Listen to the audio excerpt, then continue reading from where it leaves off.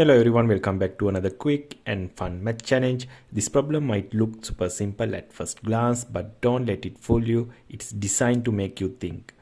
So are you ready to test your math skills? Here's the problem. What is the square of 3 plus 3 times 3 minus 3?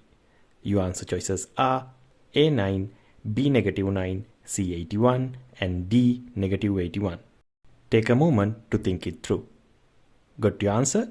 Awesome, let's break it down and see if you nailed it.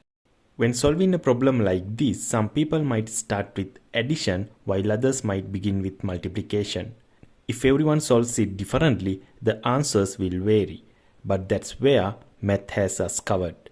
In mathematics, we use a set of rules called the order of operations to make sure everyone solves problems in the same way and gets the correct answer. You might know it as PEMDAS, which helps us remember the order, parentheses, exponents, multiplication, division, addition, and subtraction. First we check for parentheses, but there aren't any in this problem, so we move on. Next we look for exponents, things like squares or cubes, but there aren't any of those either. Now we come to multiplication and we do have one here. So we solve that first. 3 times 3 equals 9. Now the expression becomes 3 plus 9 minus 3. Next we check for division, but there's no division in this problem. So we move on to addition. Here we do have an addition. 3 plus 9 equals 12. Finally we handle subtraction. 12 minus 3 equals 9.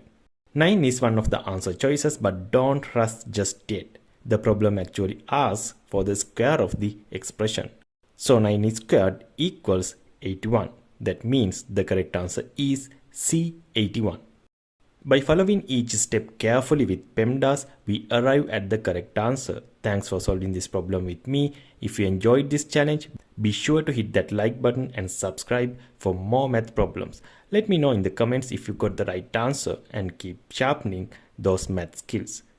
That's all for today. See you in the next video. Bye for now.